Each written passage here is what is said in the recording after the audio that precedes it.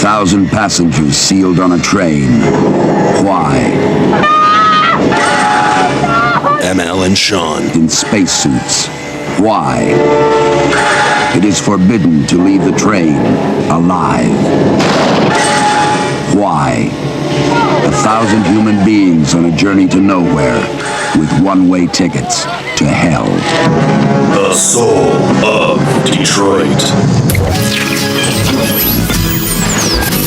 You acid around your Detroit around my face. It's gone. What are you doing? That is not paid for by them. That is paid for by the people of Detroit. You might be qualified, ML. I'm not qualified for this job. Let me tell you something. You want to go right now? Okay? You want to go right now?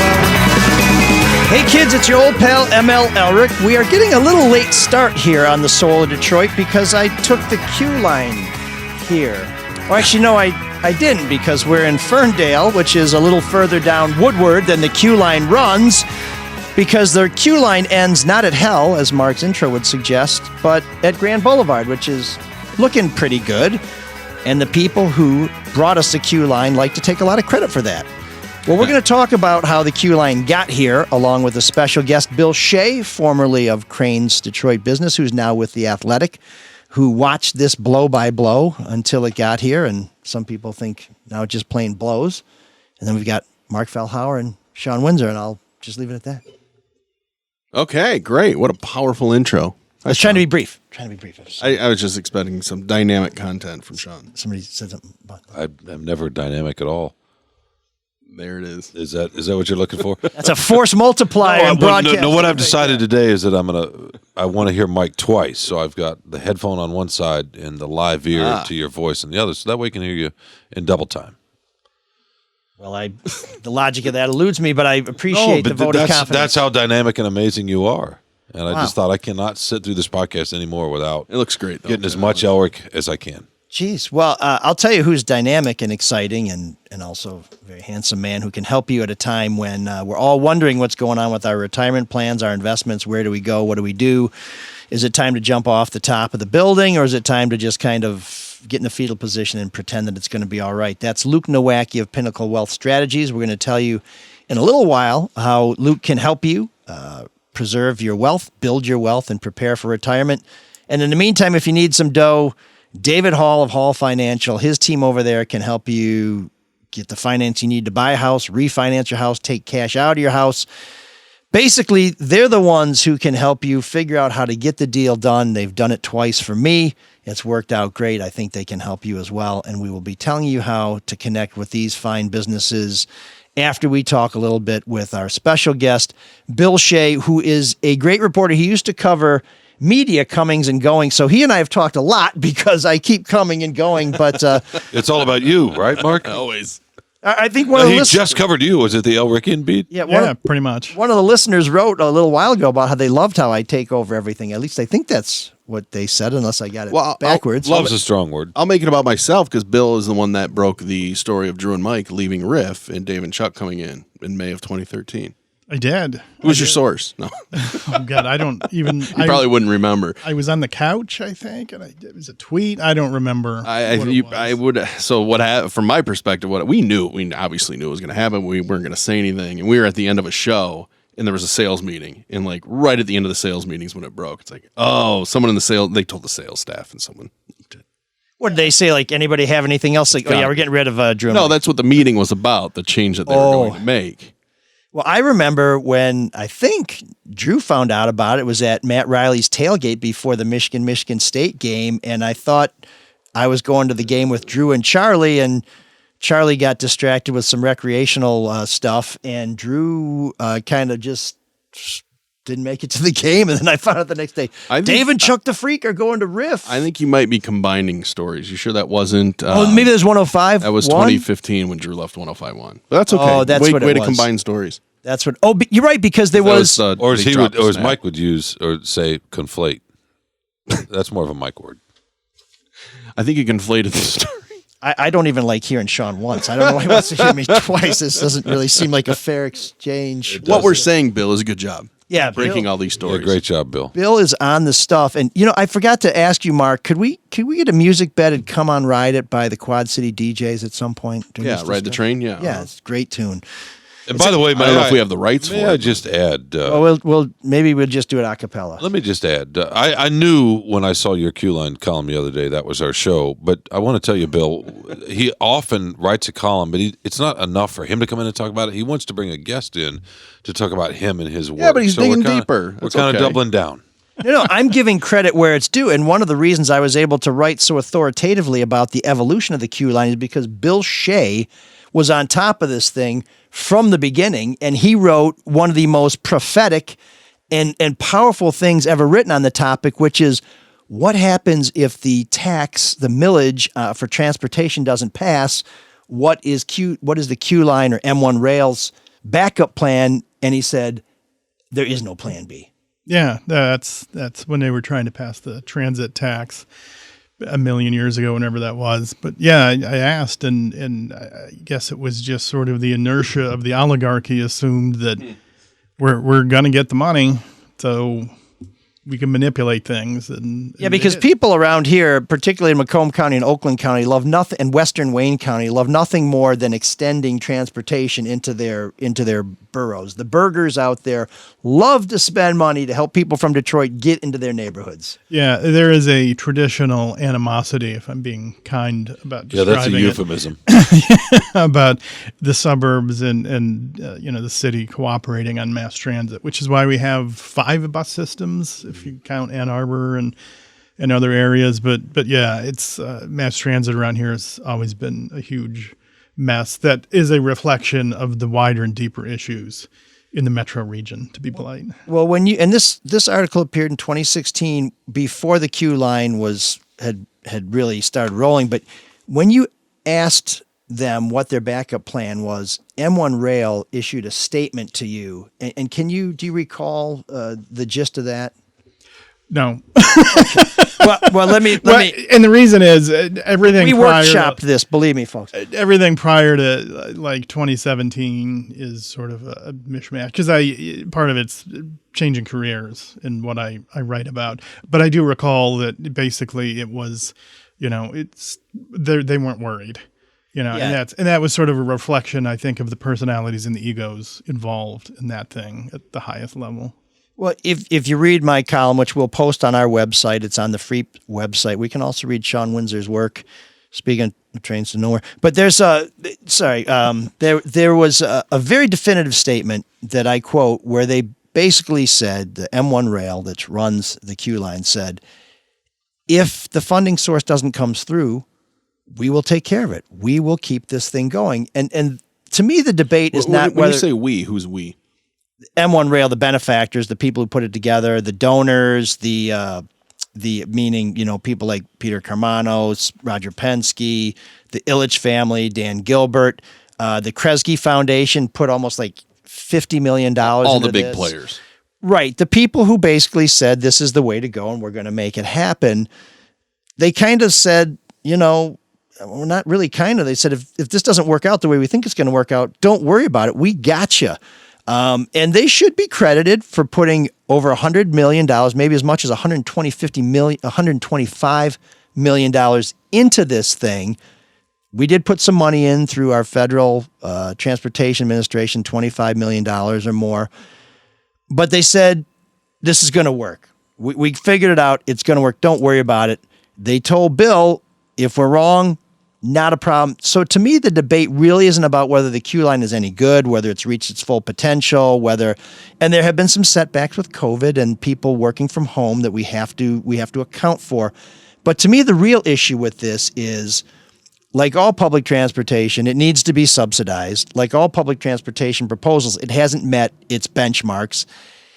And then we were basically drawn into supporting it for the next 17 years to the tune of $5 million a year without so much as an opportunity to be heard on that, because the funding that will provide it $5 million a year in taxpayer money for the next 17 years was approved at the last minute by the legislature in the lame duck session and then signed by the governor on December 29th. So without even asking us whether we were cool with this or allowing us to have a really meaningful debate on the future of public transportation in southeastern Michigan, we just got the bill. And that's the problem, if you ask me. Yeah, I think that's an accurate reflection of the situation. It's, it's the donor class, basically, in Detroit, the power structure, the people that dictate how capital moves through Metro Detroit decided we want this, we'll get it. It benefits their interests directly downtown. How so specifically? Is it just because they all have property along it's, that 3 miles? the District Detroit and all of that. CompuWare building. Yeah, it directly serves their physical, brick and mortar structures down there. And, Kresge and all that serve the wider purpose of benefiting things. And, after decades of not getting anything done, there was the opportunity to do this. They did it. Like you said, COVID hit, and there was a lot of, I think, optimistic thinking, magical thinking around some of this stuff. It was going to be part of a wider system, and it would get extended up Woodward and to the suburbs and all of this. Can I ask you about that? Because from sitting on the sidelines, and obviously you and ML have done far more research on this than I ever have, but sitting on the sidelines, that's how it was sold to us. This is going to be spokes going out further, and it's going to come up to the Detroit Zoo. Plug and play, right? This is the first brick in this mighty fortress of public transportation we're going to build. Not even the first brick. The people mover was intended to be part of a larger system, and our street level people mover now is intended to be part of a larger system. But we buy the HO scale train because we're going to have the whole train set one day. Well, we have one piece of track and one car. And was that ever a possibility, or was this just lip service paid to the public? Oh, it's always a possibility. It's a realistic possibility when they first started.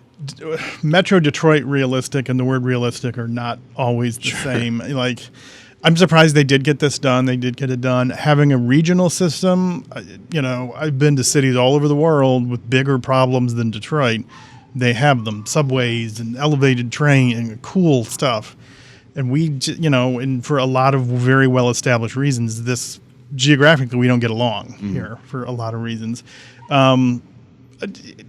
Can it be done? Yes. Realistically, in my lifetime, maybe at the end of it, and I hope that's a long time from now. But yeah, and I think because of the younger millennials and Gen Z, whatever generation those people hate driving. Yeah, and so I think we could see extensions, but for all the criticism of the QLine, it was intended to go up Woodward much farther, and there were plans. There was whatever that city proposal. Go beyond. It was going to go to 8 Mile, number one, right? Where we have the transit hub, and then it could go to Pontiac, and it could go to Birmingham, and then, but the problem with it is, and I love public transportation. People have suggested that I somehow am a hitman on public transportation. That's insane. But you can read the column and find out about my experience with public transportation. But if you take the trains in Europe, the train, the gauge, the rail in Spain is different from the rest of Europe. So if you want to take a train from France to Spain, you have to stop at the Spanish border and change trains. There's sort of the same problem here. The way this system is built, the cars are not meant for high speed, and frankly, there aren't enough of them, but you could always buy more. But this is not something where you would just say, okay, what we have now, we're just going to run all the way down through Highland Park, out to Royal Oak and all that other stuff. You'd have to kind of come in and say, now I'm on the QLine portion of the train. And you do see that on some public transit where there's like a downtown loop and, you change trains on almost every major transportation system. But this thing, is people want to run down the middle of Woodward. Well, the guys who built it didn't. They want to run along the curbs so that it could be, frankly, stop at their theater, their ballpark. Bill said he kind of had an idea where the hockey rink was going to be going because of where the QLine stops were being penciled in, and that turned out to be true. This thing was really meant to serve this area. And if you're someone who's trying to get lickety-split from downtown out to the suburbs, this is not what you're going to take. It takes 15 minutes to get from Congress down by Hart Plaza to Grand Boulevard. And if you want to get out to the suburbs fast or to the airport, you're going to have to take something quicker. And my problem with the people mover and with the QLine from a design standpoint is unlike the T in Boston, or let me just stick with the T in Boston, there's no huge commuter lot where you can say, I'm going to ditch my car here for free and I'm going to ride the train all day. If you want to ride the People Mover or the QLine, you're still going to have to pay a lot of money to park somewhere.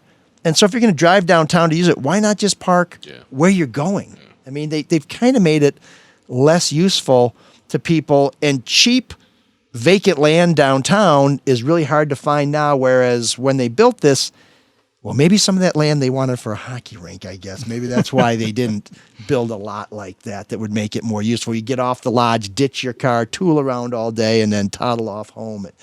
It just, whatever. If they put up the money and it didn't work, that's on them. But now we're paying for it, and that's where I have a problem with it. Yeah, and from the start, the business class had said, we're not building this thing out to 8 Mile. We're not going out to Royal Oak with it. Government has to step up. And when you say government, we all think of this big monolithic, whatever, the county, the city. Trilateral, the guys in Davos. Or that, yeah. And it's not. It's us. We elect people who want to be part of a regional transit system, or they are very much against it. And we have those political leaders all over the city and Metro Detroit. But, to their credit, the M1 guys at the start were saying, we're not going to pay for, because it's really expensive to build these things. It can be, some of the estimates I saw to get it out to Royal Oak, it was in the billions. Like, it's a lot. Isn't that what's tricky, this balance of a public-private partnership? I mean, it's public transportation on public roads, so you got to have some kind of agreement. But to me, it seems like they were all going towards one goal that seemed to be less than satisfactory. Yeah, and I think that's the story of mass transit in Metro Detroit, is no one is happy about sort of the compromises made all along the way. And, they wanted this to be an entirely privately funded project with basically no oversight. That's just and the feds, bad, right? I mean, they learned. Prisoner's dilemma almost. It was interesting to see these super powerful, wealthy people get a reality check lesson early on in the process. The feds are like, no, this, Woodward has state and federal designations to it. If you want, and they wanted state and federal money too to help beyond the public. And they were told, no, you can't. We can't just surrender a major artery to the private sector, as much as the private sector would like that. So they had to fall within all the transportation laws and rules. And, if you think tax code is a big, thick book, seeing some of the federal transit rules and things and how the money is played out, the $25 million, they were waving that at Metro Detroit forever, and like you and I talked about when Ray LaHood, when he was transit secretary, did the big fake check or whatever, $25 million, that's pocket change in the Department of Transportation. He's, that was in his couch. That's not a lot of money for the amount of money moving through transit in this country. And we need officials at the federal level, representatives, senators, that say, hey, we want a system. We want to pay to get people from Pontiac to downtown. That's how a good economy works. People are mobile. Things are mobile. And they need to get us the funding for that. This, even whatever the state surplus is right now, however many $1 billion. $9.2 billion, I think. That wouldn't get you a QLine fast and downtown slow to Pontiac. And why half-assed effort? Was there ever a push at all for a light rail like, say, Minneapolis has? That's a pretty good example, because you're talking about cities, and both y'all have seen subway systems, but those go back 100+ years. Predate the car in some ways, and lots of, let's just say, racial issues, because that's what we're talking about when we're talking about Metro Detroit. That's why it was voted down. That's why the suburbs don't want it. I saw it in your comment section on your, all you have to do is go look at the comments the other day. I don't look at the comments. I don't look at them on mine, but sometimes I do on others. And sure enough, we don't want folks with that kind of access out there. Now, I know that's who knows what percentage that is. I don't want to say it's a huge percentage. But in any case, the Minneapolis system, and I've used that. You can go from the airport downtown, and it's light rail, and it gets up to decent speeds. Was there ever a push? Yeah. There was here discussion of it when Carolyn Cheeks Kilpatrick was in Congress. They was talking about money, and there was going to be a light rail system, and there have been, I don't know how many projects, and I just have stacks of file folders on running rail between Detroit and Ann Arbor, to the airport too. Right. That makes total sense for, commuters, like big events, just daily stuff. You need the parking lots too. But I've seen scheme after scheme for this stuff, and just nothing ever comes of it. Because number one, the cost. Number two, the cooperation. MDOT's been involved, and they were going to run a demonstration line, and they have a yard full of like redone rail cars to do this. And nothing ever happened. And part of that is too, passenger rail lines share freight rail lines, and the freight rail gets priority. And taking Amtrak between Detroit and Chicago, is it going to be 4 hours? Yeah. Is it going to be Right. 2 days? Yeah. Who knows? Yeah, it could be kidnapped down there. Spin the and wheel trapped. and see. Yeah. So that's part of the problem too, is you don't have dedicated lines for some of this. But when you talk about light rail, heavy rail, people circulation, we had that back in the day, because when they pulled up Woodward, Trolley cars, right? Yeah. when they pulled up Woodward to put in the QLine tracks, we were pulling up the old tracks from the 1950s that got buried. They're still down there. Oh, you can see them on Michigan Avenue in between the bricks. Those rails are still there. And the old interurban, that used to run to Port Huron and places. So we had it. And then if you get really nerd out into the transit history, it's the General Motors buses back in the 50s. And there was a big case about this. Like, basically the city, if I remember right, was basically paid off. Like, get rid of your rail system, because we're gonna make buses. We want Detroit to have buses. And then let me guess, they didn't? Or no, they got the buses. Okay. And we paved over the rail lines and things like that. And there was some court case about it, and I think GM ended up paying $1 or something like that. And it was way back in the day. I mean, this has always been political. It's always been profit-minded. Well, let me ask you this. To that point, this is Motown, right? We love our cars. I just always assumed, when cars got huge, people just wanted to drive their own cars. You have the freedom there. This QLine issue, and it's a disaster. I don't care what anyone says. The thing is a disaster. Is that uniquely Detroit and Michigan, or are there other cities? I remember they always compared it to Milwaukee and whatever they have there. Do they have the kind of issues? Do people ride it in other cities, or is this just strictly Detroit, Michigan? Yeah, I don't know that there was any other city that has a comparable transit history to ours where we had it at one time. I mean, we used to have rail cars pulled by horses in Detroit back in the 19th century. And then we got rid of it, and we are the auto capital of the world.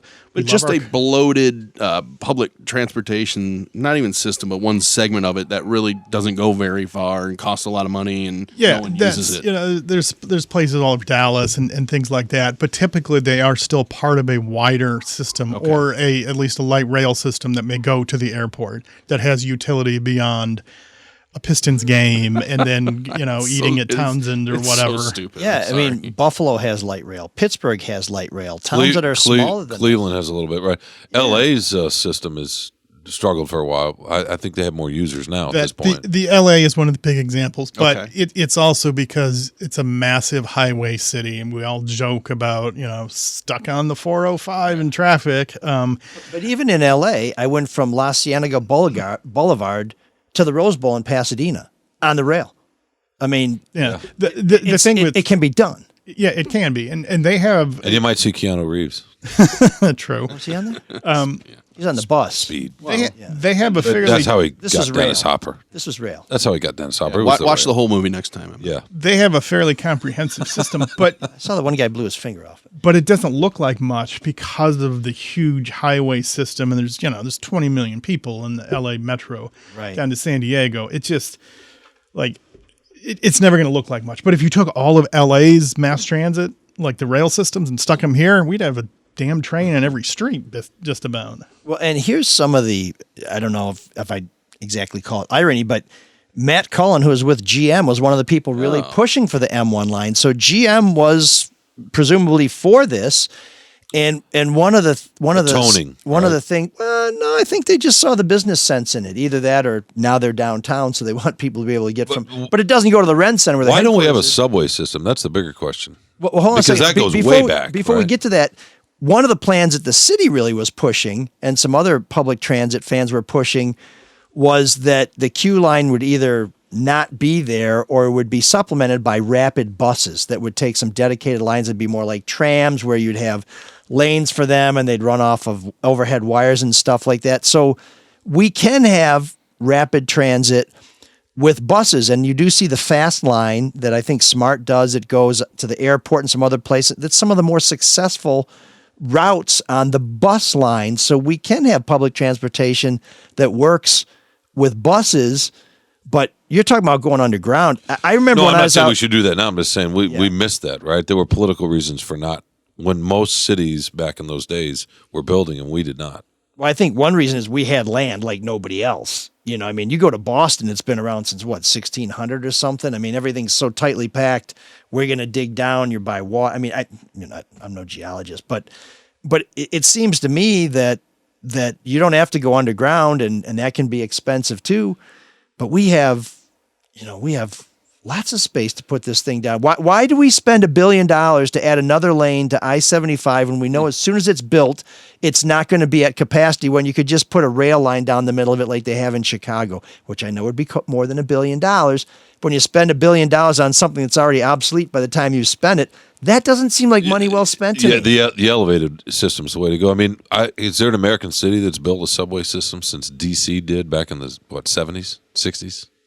I mean, they all go back to the last century, turn of the last century. They right? extend them, like if you have a 100-year-old like system. New York Yeah. it spent how many billions tunneling out up the east side, And upper east the side. big dig in Boston 20 years ago. Yep. I mean, that was just, that was one of But those building a things. subway from scratch is not. I mean, that's not realistic, right? But what you're talking Is about, not Elon Musk doing something with a big tunnel? Boring boring company. company. Yeah, He the boring invented company. tunnels. Yeah, that's been Yeah. a big failure. And I just read last. they wanted to. Oh, go ahead. Sorry. I just read last week about something in the New York Times where Facebook was going to try and beat all the traffic and the congestion around their headquarters by reopening a rail bridge to give and they abandoned that too, and they got more money than any. Remember a few years ago in expensive and in hard to do. California, they wanted to run a high speed rail from San L.A. to Francisco. San Francisco. Yeah. Now they just bump rails. Okay. Well, I think they've been doing that a long time. That was On mirrors. weak. Okay. So, Oh, I no, thought we that was- got the joke. Everyone. Yeah. It just wasn't funny. I thought that people smoke now. Anyway, So why are you extending that more joke? of an immediate high. No. He heard it twice. It wasn't funny either time. That's rejection, baby. Not funny That's in rejection. stereo. Yeah, that's right. So $85 million this bill is signed, right? On how many years forward does this go? Because if it costs $5 million a year to upkeep now, what is the end of it? Is it 10 years? Is it how many years? It'll go forever. Yeah. So they're It's, just going to keep throwing bad money after bad money. well, here's what should scare you, other than the fact that this was done in a very undemocratic way. It's $5 million a year for 17 years. 17 years? I don't know how they picked 17. But here's the other thing is people are saying we shouldn't worry about this because the money is really coming from a tax on liquor and hotel stays. So it's not coming out of your tax pocket, your taxpayer pocket. It's just tax money that we're recapturing and repurposing. Yeah, but it could be spent better than that. Exactly. Well, let's have a $5 million a year better convention center. How about that? Or let's extend the QLine to the convention center to make it easier for our visitors to get to and from our beautiful ballparks and stadium and theaters. $10 million a year to take care of that. Right. So there's that issue. But the other thing is this thing costs $9.9 million a year to operate. That means it's still being paid for by private money, by sponsorships, by grants, by you name it. So here's the nightmare scenario is those folks eventually say, okay, we're done subsidizing this. So now the $5 million a year subsidy turns into a $10 million a year subsidy. And maybe you have to raise the hotel and liquor tax, in which case we're not as attractive as a convention site because it costs more to book your conventions here.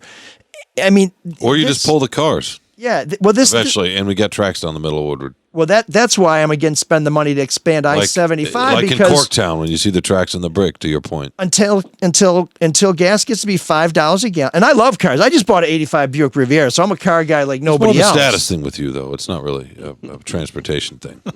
So judgy, but I know. How many times have we heard about that Buick? yeah.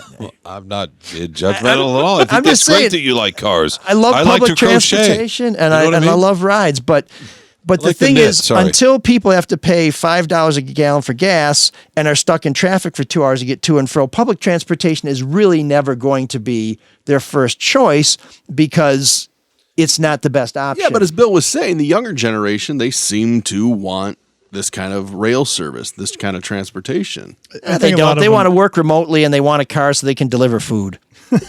Really. Oh, Bill's right. I think there's truth in that, but part of the problem is they're not conditioned to it because it's not available. It's not, you're not growing up. Like if you grew up in Brooklyn or Queens or other places, you take the train to get around. To your point real quickly, how would people vote in Lower Manhattan right now if they're going to say, hey, we're going to connect this to the Bronx? Oh, they're going to vote no. Exactly. I mean, that's the other. And that's what we face here, right? That's the other thing. Even if the younger generation wants it and they're willing to pay for it, and who knows if they'll even have jobs because the whole wealth thing in this country, but it all comes down to the political wherewithal. Are we going to elect people who have the backbone to push for these things, for the financing, for the regulatory stuff, and just getting the cooperation?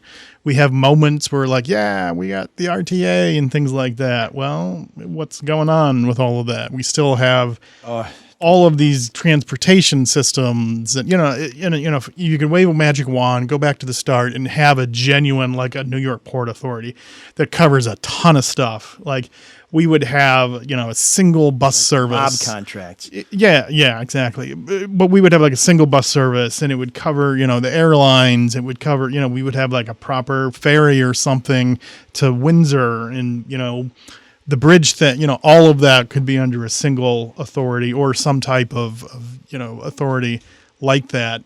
The history doesn't allow it, though. No, because that's it's the still thing. To your point. I mean, we know about 8 Mile for a reason, right? Yeah. It's part of the consciousness for a reason.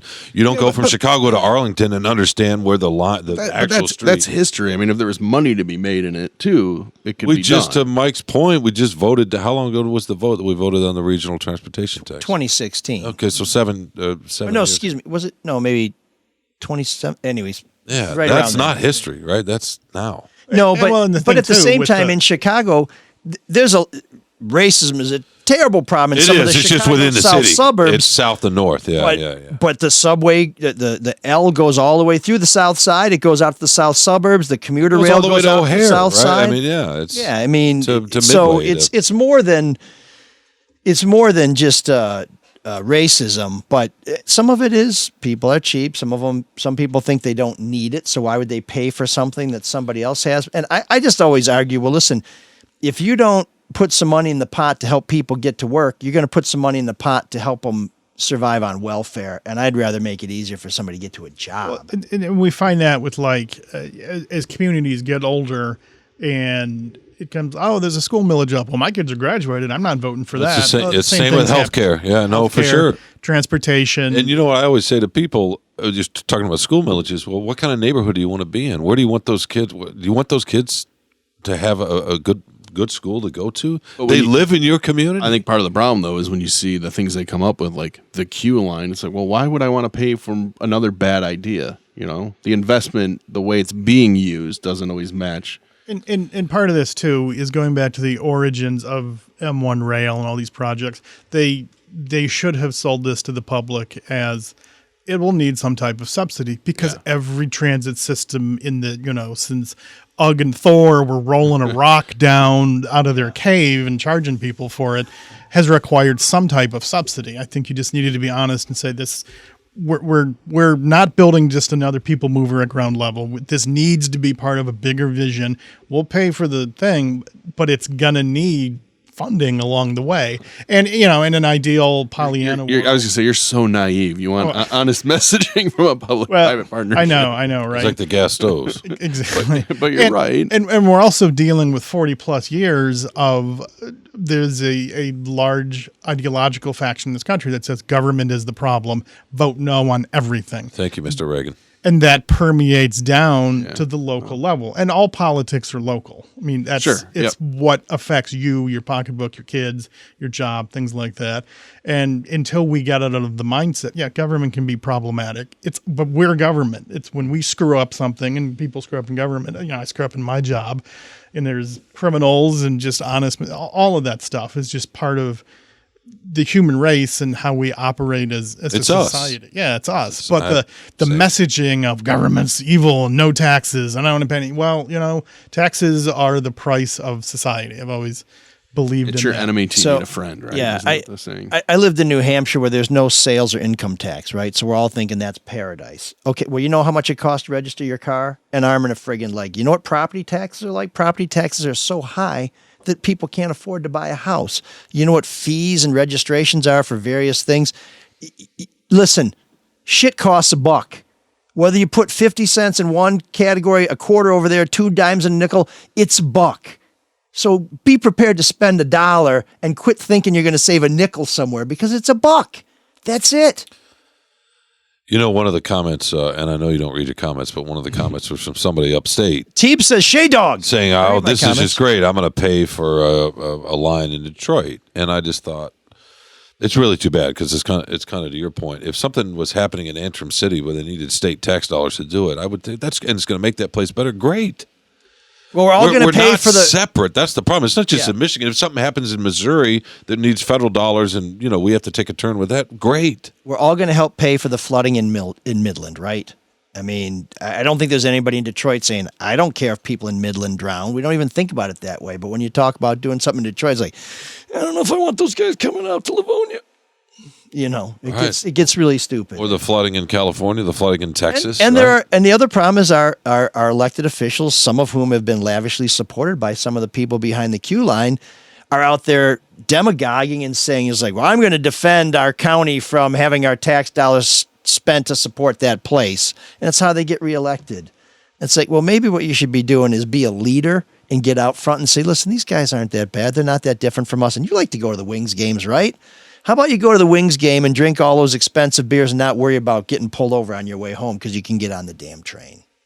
I mean, it doesn't really seem that complicated to me. And again, I come back to the QLine itself is a fine little entity, and I don't mean to diminish it by saying it little, but by just basically pulling this money out of our pockets, it's deprived us of the very conversation we're having right now, and it puts off the need to have that conversation, which is, we tried to do something in 2016. It didn't work. It's time for us to try and bring the community, the neighborhood, the leadership, the region, whatever together to finally get this thing done. And it's just not going to happen because we put a Band-Aid, and it's an expensive Band-Aid, and we're paying for it. Light rail up the spokes. But all the way out. That's how it works. Yeah. And like they said from the start, this has got, to their credit, they said it has to be part of a bigger system. But when you drive up Woodward, when you get to the terminus, those rails go into the garage. Yeah. There's not a spur line. Like if you ever played with model trains as a kid, the pieces, like there's the curved pieces that also keeps going where you just stop it in the concrete. Yeah. They didn't build that. And the streetcars. And I wrote a whole story like, why isn't, whereas you've said this, we're going to go north, we're going to go to Royal Oak, or we're going to go to the fairgrounds. You didn't, it's not the biggest thing in the world to tear up the street, but it is more expense, and that expense will be paid for by us. Yeah, they didn't. They knew it wasn't going to. They knew they weren't going to do it. Well, there you go. Yeah. That's where I think, and I wrote in the column, either by default or by design, I think this is what they want, because Dan Gilbert doesn't own a bunch of buildings in Royal Oak.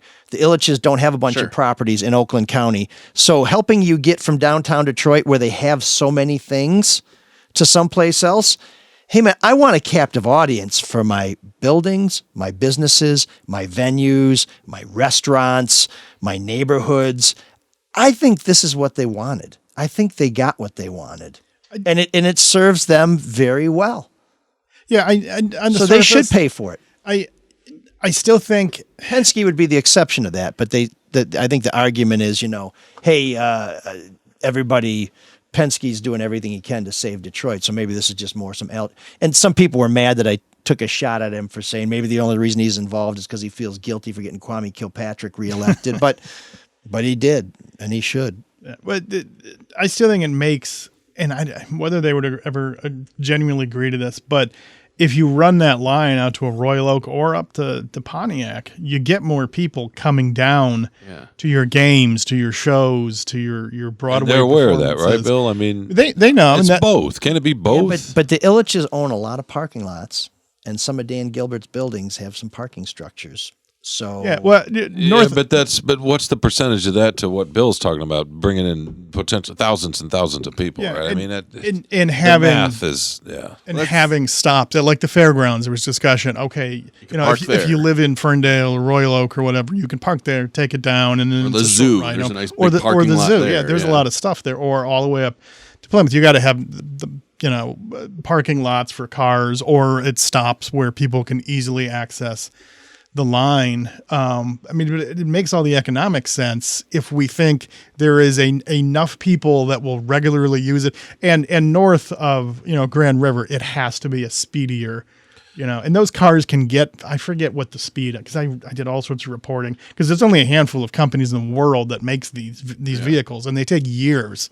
Like, you can't just be like, give me 6 more. Well, we'll get you 6 more, but it's going to be 3 or 4 years from now. It's like building a fighter jet. You have to plan ahead, and they're handcrafted. These are they're basically. but you can There's change, no assembly you can line. change the rail a little bit and the speed, right? With different kind of. I mean, I'm thinking about. we got up to 28 miles an hour. No, if which you I don't think is bad. If you get out, like, obviously, I mean, there should be a train to the going west to the airport that goes all the way out to Ann Arbor. You could make an argument for it going up to Grand River to Farmington and eventually a train to Lansing. I mean, I was on 96 yesterday up there for the basketball game, and I'm sure. But this there is goes, a train to Lansing. No, but I'm it's just saying, Amtrak. if we really had the willpower, and we could do it. It all costs money, and we don't trust them to spend the money on a good. I mean, because look what they did with this money. with the But you know what you're saying, and to Bill's point, this is the thing, and I love you, man. But you're saying we and them, and there's no we and them.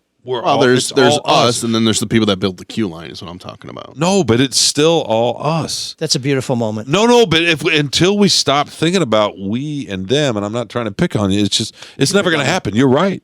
Leave Mark alone, You can pick on me all you want. and leave Brittany alone while you're at it. I would love to have the Sean Windsor rail dream that you just mentioned. Because it's not we see realistic. no, though. but we see it happen in other parts in this country. You can, I mean, forget Europe, forget Canada. we By the way, talk- Toronto has a streetcar system and a if subway you want to system. take it bigger than Detroit, they've talked about high speed rail across this country for years. I'm not talking about across the country. I'm talking about metropolitan. LA just did it in the last 30 years, 25 years or so, roughly. And we had it again. We pulled the tracks out, So it can be done. You could take the old interurbans out to Pontiac, to Port Huron, and that's I used to make that drive every day, and it was 2 hours back in the day to get home and through on 94. But It's also they ran it up there. Like, it has been done. It's also important to remember, though, because we get caught up in nostalgia, is that people hated the streetcar. It was unreliable. There was corruption. So it's not like we tore down something that was everybody's dream to put some buses out there. This thing was jacked up, but instead of fixing it, they kind of went another way. They did. And, it's corruption everywhere. But people tolerate corruption, like the old Chicago canard. Well, the trash got picked up on time. So you're like, all right, this guy's on the take, but my tax dollars, my city services are working. Oh, yeah. People really hate corruption when the corrupt politicians aren't getting basic, and we've been in Detroit a long time. We know what corruption looks like, where people don't get the very basic human civil services. Their trash picked up. The ambulance is showing up. It's the same reason drug dealers can be beloved in a country, because they give back to the people. Yeah, I mean, it's Fictional. Huh? Fictional. What do you mean?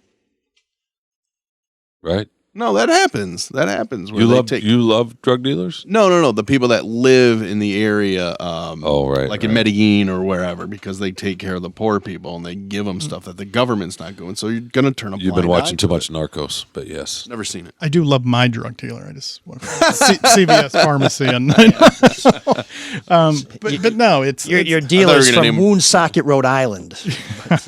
but yeah, I mean, it comes down. That's all the historic stuff. People hated the old, and I'm sure they were grimy and awful and late, but they don't have to be. Like there are like the underground in London. I took it for a few weeks when I was over there. Worked fine. I'm like, God damn, why can't we have something like this? Yeah, the Metro I in live back D.C. home. The Metro, yeah. Rubber That's the tires. newest system in our country, right? Subway I system. think so. I mean, of that of that size. Although and they've had scale. some issues in the last 4 or 5 years. Yeah, you'll never. I mean, we have issues with the highways. I mean, I live true. No. at 75 and 9 Mile, and just trying to get over the highway or north to like Oakland Mall or whatever is an adventure. You have to plan. It's Sam and Frodo trying to return the ring to Marshalls or whatever. It's impossible at times. So trains, roads, all of it's corrupt. All of it will break down. There's always going to be issues because it's public. Yeah, don't we accept a little bit of corruption? If, like you were to your point, we accept the corruption if it works. We shouldn't, but we do. But if it works, and here it doesn't work. For a lot of part of it's just the physical geography of where we live. Chicago has similar issues to Detroit, but the racial geography. Nobody has the 8 Mile, which in some places is a literal damn wall. Like, in all of the history that goes with that, it's a political history, racial, financial, it's all tied together. And it's in living memory. The 67 riot rebellion, the bullet holes are still in some of the buildings over on 12th Street. Like, that's in living memory. I have relatives that still, or in-laws and stuff, like, they haven't been downtown since they recall seeing tanks on the street. I know folks in the 67. same. Yep. Yeah, and not even like, we went in for a Tigers game. No, just have never gone back. The boomers and Gen X and stuff. There are a lot of people like that's a point of pride with them. We don't go downtown, And they're not going to vote for a tax. Exactly. Those are the people that are saying no, basically. It's a generational thing, but I do have some optimism that 50 years from now, 100 years from now, things will be different. There'll still be corruption and bull crap and things, but I think there will be more rail. There will be something, and the planet's also on fire. I'm supportive of getting whatever helps. Sure. The Mother Earth. Like, I have grandkids. Like, I want them to grow up on a nice planet that's not on fire, ideally. And young people think about that too. Bill, we'll have you back in 50 years to check your prediction. In the meantime, you do have a day job working for The Athletic. Tell us a little bit about what you've been doing since you left Crain's and joined one of the leading sports outlets after the Detroit Free Press in the nation. The leading national sports outlet. National, okay, there's a distinction. No, I had started covering the business side of sports in Detroit when I was still at Crain's and did that for years, and it was a lot of fun. And I had an opportunity to go to The Athletic in 2019, in June of 19, and we were working from home back then. So I was a veteran of working from home before everyone else was forced to work from home. But I read a lot about what goes on off the field, the ice, the court, that affects everything that happens on it. I read a lot about like TV viewership, what we're watching, why, how, in particular, cord cutting, all the massive sweeping changes in how we consume live sports. Everything going behind streaming, behind the paywall. I read a lot about that. Just the finances, politics, social justice, taxes, all of the stuff that reflects wider society within sports. And boy, that has been a busy time for the last 3 years. Have you written about Amazon Prime's Thursday Night NFL? Is that just an epic failure? No. It's not, because the viewership's way down. It's an enormous success because the NFL traded reach for money. They were getting, I think. I'm sorry. I meant from Amazon's perspective. Oh, from Amazon's perspective? Yeah. Oh, my God. They have so much money that it doesn't matter. No, they had to do some make goods because I think they promised 12.5 million Nielsen rated audiences, and it was 9 something with just Nielsen numbers. The make goods were fine. That's so overblown, I think. They give some free streaming time to advertise. These deals are so complicated. I think everybody roundly within the industry was surprised because everybody thought, they're going to get like 4 million or 3 million per game. And no, they got over 9 million on average. And the NFL is tickled. Well, typically, don't broadcasters lose money like the Sunday night game? Don't they lose money but it's just a promo for everything else on the network? Like that's NBC. not a myth. That is. Yeah, it depends on the deal, and these things are so complicated. How these things are structured, it's not just a check written out for we get to air Sunday Night Football.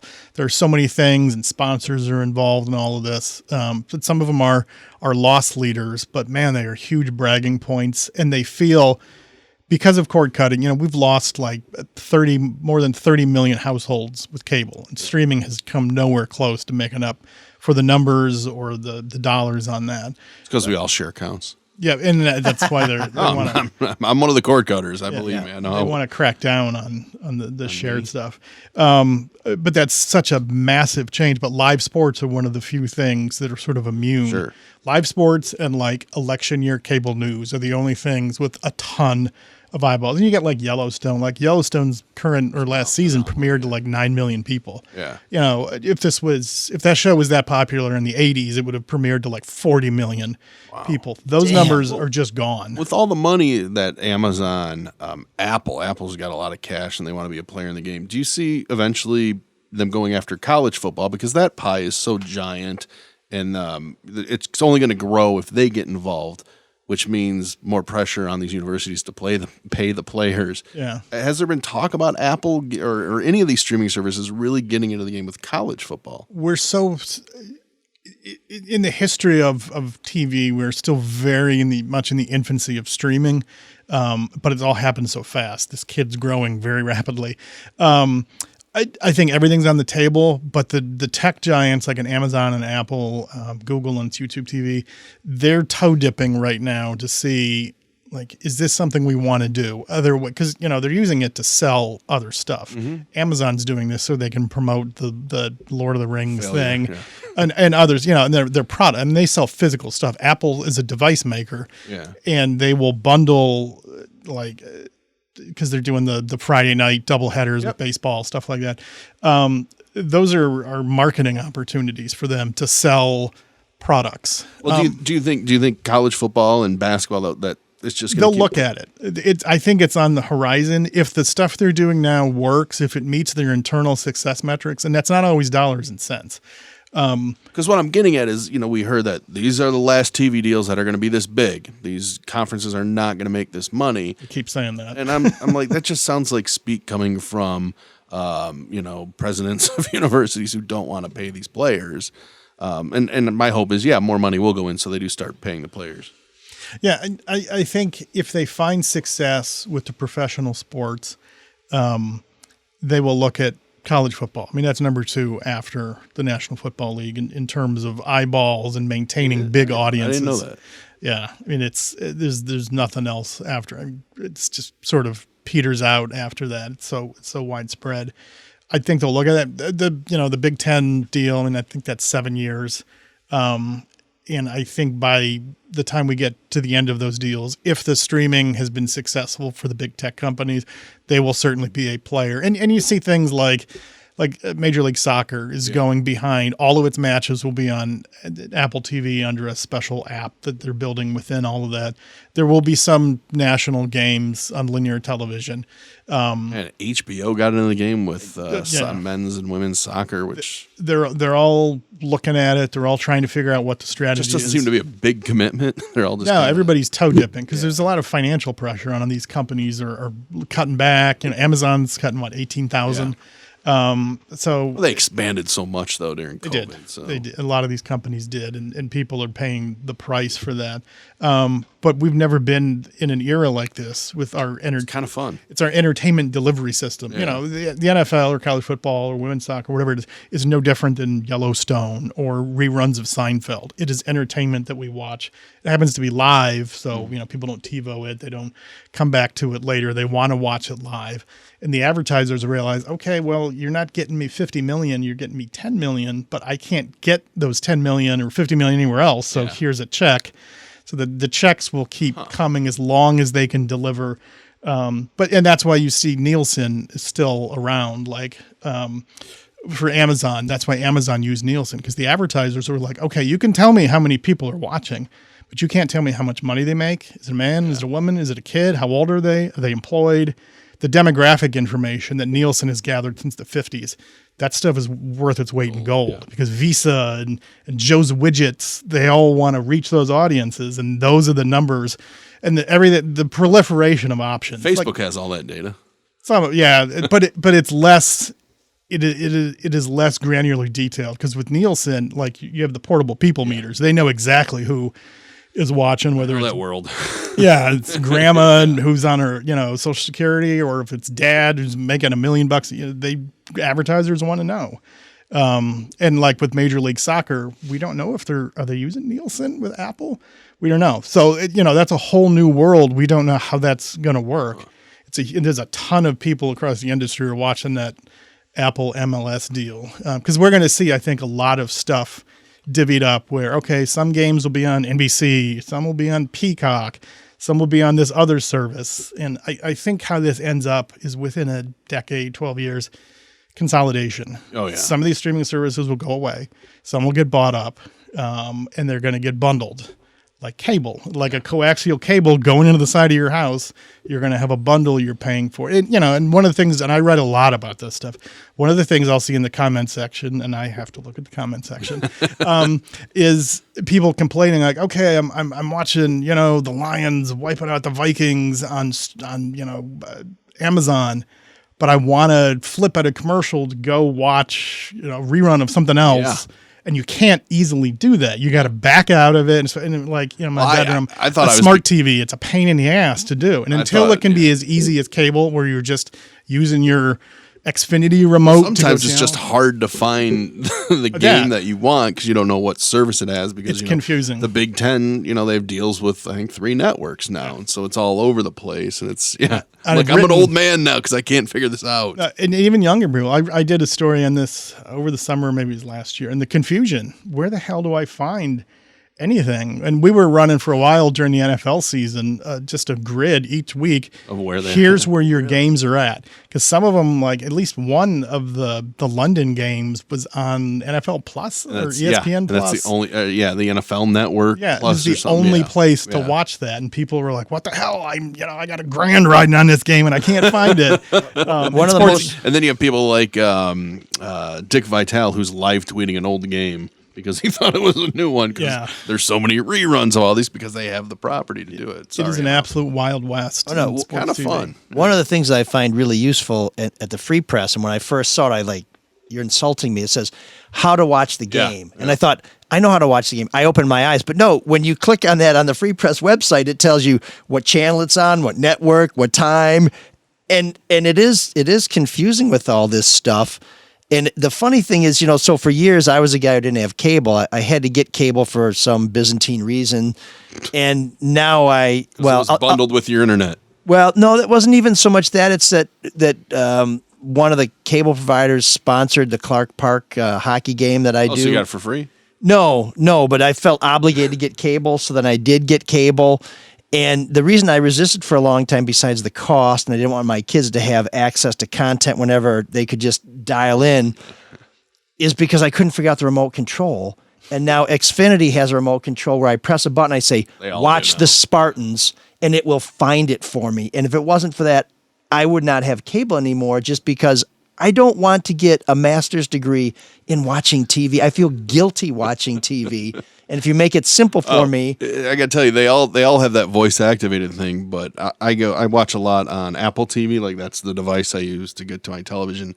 So they'll do that if you want to talk to it. Except my main thing is YouTube TV, and it doesn't search anything that's on there. Oh, so yeah, it's always a 3-step process to find. It won't take you into the competing. No, well, some of them, but not all of them. So you cut the cord, but I love it. I'm so glad I did. YouTube TV, which is sort of not cutting the cord. No, but it's a lot cheaper, and what is it, $50-$60 a month? Skinny bundle. 65, I think. 65. But you know why I like it? Because I watch a lot here. I watch a lot on my phone. Do they have the Big Ten network yet? Yeah. Okay.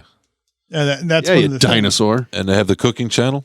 I don't know. Because they only had the Food Network for a while, which is why we didn't get it. Because I like the cooking channel. And that's one of the things. It's not just games. It's where are my channels? Do we get this channel? And Bally Sports, right? That's been a no Bally Sports on YouTube TV. That's been a big pain for a lot of people. Thankfully, all these teams suck, so I don't have to watch the Wings. No, I've heard so many complaints about Tigers. That. People want to watch the Wings and the Tigers. The whole regional sports network. That's like a subset of the chaos within. Because I read a lot about that. I mean, they're really in trouble. Bally, the owner Sinclair and Diamond Sports, which is the subsidiary, they're in a fight with each other. Why? The Diamond Sports has its own board. It was a wholly owned subsidiary. They have worked on an agreement where they're pushing Sinclair. Sinclair is one of the biggest local TV. It would be a shame if anything bad happened to Sinclair because they're such a bastion of free speech. Keep your politics out of this. Yeah. I'm just in the sports world. Well, in and out of the sports world, Sinclair does not have, whatever your politics are, does not have a great reputation. But Diamond has pushed back to try and sort of separate themselves from that to whatever degree they can. But, they have been waving the red flag left and right. Bankruptcy is a real possibility. Part of that is, hey, can we get a discount on all of these hundreds of millions of dollars we're paying in rights fees for the Wings, the Pistons, and I think it's 42 teams they have the rights for across, I think it's 19 networks. But if they declare bankruptcy and a judge is like, okay, we're freezing all spending, well, the Pistons get, I think it's, they redid the deal a couple of years ago. It used to be $25 million a season when it was the old owner. You can't just lose that money and, all of a sudden, even though these are billion-dollar franchises and things, these are a key part of their revenue matrix that they rely on, which is why we're seeing chatter about, well, Major League Baseball right now is looking at, we'll just do it ourselves. We'll make our own basically direct-to-consumer streaming RSN system. They're going to leave money on the table, though, like we just talked about, because you pay for the promo, the exposure of it, right? Yeah, so all if of they that. do it themselves. And it's enormously expensive. Yeah, like production cost. It's a couple $100 million for I keep wanting to say Fox Sports Detroit, and it makes me a dinosaur now. Bally Sports, it's a couple $100 million. If you said pass TV, then you'd be a dinosaur. Yeah, exactly. Back to the 90s. But yeah, and it's a couple $100 million to just run one of these things. Like it's just the talent, the equipment, the travel, just. You would think why wouldn't the leagues just negotiate a deal for all the teams? Or is it because the owners are like, no, we want to negotiate our own local deal? Why wouldn't they just negotiate and say, hey, all NBA games are going to be on Apple TV? I think they would like to do that, but the rights are still all over the place. They haven't, all the leagues haven't collected all of the rights, local versus, regional, national. Probably because you had situations like the Illiches owning a network and owning a team and setting themselves up in perpetuity for things like that. Well, they do have some arrangement. I mean, you can, the can NBA you imagine has. telling the Yankees you don't get to run your own network? They're like, okay, then we the won't NBA has its own sort of amalgamation, I guess. It's still locally produced across the country with each franchise. But you can the league pass. You can get the league pass and have access to every single local market in the country in Toronto. Yeah, there's stuff like that. Why they still have the Vancouver Grizzly games on? Yeah, Mike Bibby. Yeah, they're just out of Memphis. His big country. Did he finally come into his own? Yeah, Boy, who didn't see that being a bust? Sharif Abdul Rahim. Who else played for them? Mike Bibby. But the real issue with the RSN so deep on Vancouver Grizzlies. The rights fees. I mean, it's a source of income, but the cable cutting. Yeah. When you lose almost 40 million households, they can't track us. They're not making enough money to pay the rights fees. And if you all of a sudden have your own system, well, nobody's paying you. Like you got to hire an ad shame staff if these leagues lost some money, wouldn't it? It's an utter shame. I mean, it's, there was a time like in the 90s, in the early 2000s, where a guy like Art Modell, when he was running the Browns into the ground, like when he signed Andre Rison before the 95 season, he had to go to, I think it was 9 different banks to get enough money to pay his signing bonus. What? Like, yeah, it was sports back then, it was rich people owned them. But for a lot of them, it was the only thing that they owned. Art Modell didn't own a bunch of other stuff. The Browns were his primary thing. The rights deals were not, they were in the millions. And it still cost you millions to run your stadium and your team and all of that. But it was by once Fox Sports started, they got the NFL, the NFC package in 94. Then it was off to the races. The $1 million deals became $1 billion deals.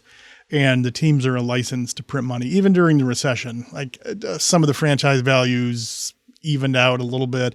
But even since then, the NFL has, I think last count, 125 billion in media rights deals now with the new, the latest thing that they signed. We got some catching up to do here. Yeah, these teams are a license to print money now. Yeah. But the thing is with like baseball, hockey, and basketball. I'm sorry, I'm having a senior moment. They have so much inventory, 162 games or 82 games. You have to have an RSN. All the talk we see in the headlines are about the national deals for MLB, NHL, and NBA, but it's the regional deals that are just as much money. And some of these teams own or have a big equity stake in their RSNs. Yes, with the Yankees. I was just going to say, yeah. There's a lot of them. Or the Illiches when they had pass and things When they had like pass, that. yeah. Which I'm sure they've now sold all their interest in that. But, Yeah, but they must have had some contracts that carried over. So you can't get everybody to start on January 1st with anything because every deal has its own end and start and and the wrinkles advertising. and- I mean, it's really complicated. But RSNs are expensive, but we don't have a replacement yet for the money that the teams need for their new delivery system. And everybody, and Bally Sports is rolling out its streaming thing, like, or what is it, $20 bucks a month or something like that. You're not going to get the scale you need with that to make up from the cable, because I'd rather buy the the Major League Baseball pass and use a VPN and get around it. something like that. But and your cable bill's what, $6 a month is Bally Sports. What they pay them, that's And the best way part too is much. you can go get a sandwich at Rocco's Deli and get on the QLine and go down to the stadium. What a way to wrap it up, Sean. Rocco's isn't $6, but the QLine is free. So Sean brings it home. Unless there's a car parked on the tracks. Oh yeah, I forgot about that issue too. The QLine folks have talked a lot about improving operations and being able to get through the red lights and being able to get the cars off the tracks. And there has been improvement in the service. They had initially it was run by a company called Transdev. I understand they've gotten rid of them and now they're running it internally. And I think they are making steps to make it a better service. But for reasons we've talked about ad nauseum, you built it, you pay for it. And we'll see how we feel about it if you ever deign to ask us. But you can read more about my column. We'll put a link on our website, which is ML Soul of Detroit. If you're watching us on Facebook, we really appreciate that. Kevin says if a double-decker bus crashes into us, it would still be better value than the QLine. And we love it if you watch us on YouTube. If you can subscribe to our channel, which is Soul of Detroit, you can hit the bell for an alert. That will let you know when we go live, which is sort of like train arrival times. It says noon on the schedule, but we kind of get there when we get there. It also helps support the show. So if you want to support the show without dipping into your pocket, maybe because the government's already in there, just subscribe to YouTube channel Soul of Detroit. You can read Bill Shea's work in The Athletic. Bill, where can people follow you easily on social media? Twitter for now. Well, it still exists. Before you move to Mastodon? Oh, God, I'm not moving anywhere. It's Bill_Shea 19. Where's the 19 come from? Big Eiserman fan? Or Bernie Kosar. I'm Bernie from Co- oh, that's Cleveland. Bernie Kosar. And it was, it's the local boy made good. And I'm I from understand you're even a big fan of his daughter's film. God, even I wasn't going to bring that up.